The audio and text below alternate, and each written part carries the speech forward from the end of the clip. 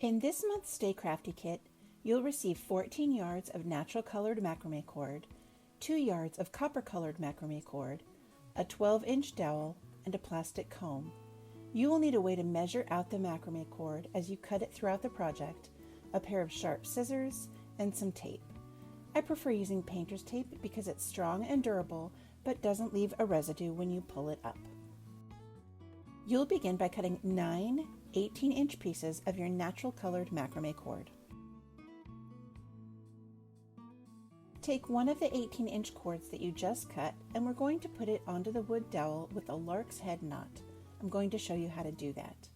You're going to bring the ends of the cord together, sort of folding that cord in half, and it's going to give you a loop on one end. You're going to take that loop and put it behind the dowel. Then you're going to reach with your fingers from behind and pull in those 2 legs that were still in the front of the dowel, and then pull to tighten. I'll show you that again.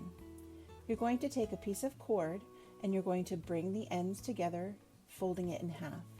Put the loop at the end behind the dowel, then reach through that loop for the 2 legs that are still in the front side of the dowel. Pull to tighten. You're going to do this with all 9 of those 18-inch cords that you cut. Once you get all 9 of the 18-inch pieces of natural colored macrame cord onto your dowel, you're going to go ahead and secure that dowel to your working surface. This is where I use the painter's tape to do that. Once you get the dowel secure, go back through and make sure that all of your lark's head knots are flush with the dowel. They're good and tight and they're lined up close next to each other. Before we continue, you're going to take your natural colored macrame cord and you're going to cut 10 30-inch pieces of that cord.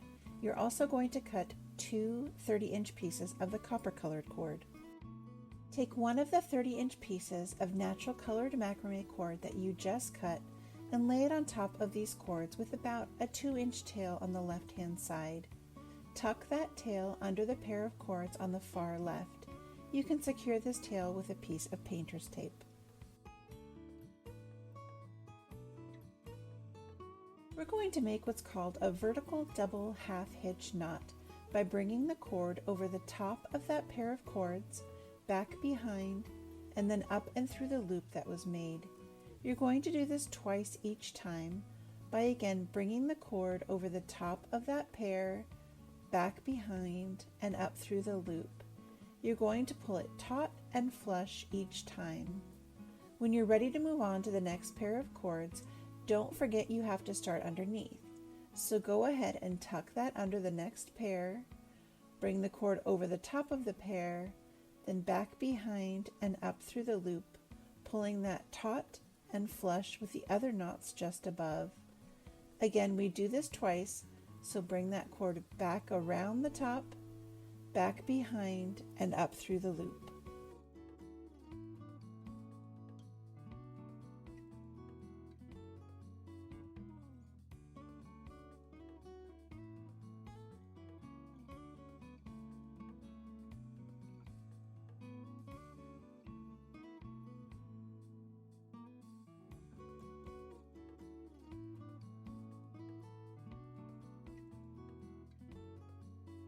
Continue until you have double knotted each pair all the way across. When you're ready to move on to the next row, go ahead and unsecure the tail of the previous row and put down another 30-inch piece of macrame cord, securing at the left end. Don't forget you need to start by tucking the cord under that first pair, bringing the cord around, behind, and up through the loop. And don't forget you need to do this twice on each pair of cords.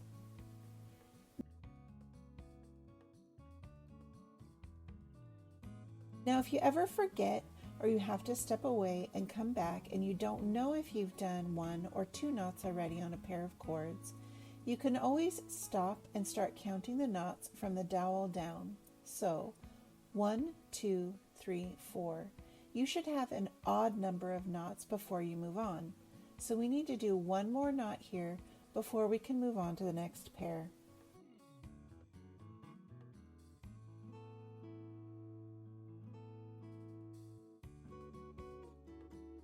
Keep going until you finish this row.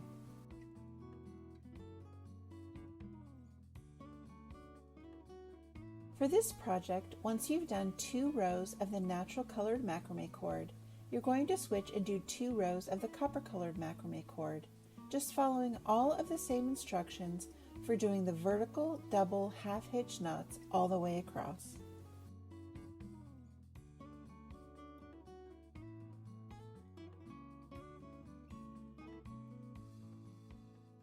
Once you're done with the 2 rows of copper colored cord, go ahead and switch back to your natural colored cord and finish the project by doing the remaining 8 rows for a total of 12 rows across in this macrame coaster.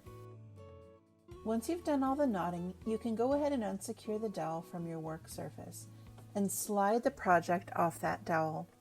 Now you're going to gently undo all of those lark's head knots by just gently pulling on the horizontal part there. Once you do that, you'll see it makes all these loops. You're going to take a pair of scissors and you're just going to cut the ends of these loops.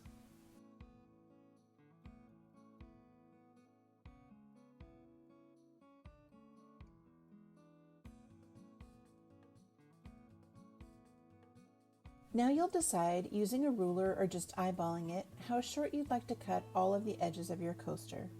You may choose at this point to use a comb to feather out the edges of your coaster.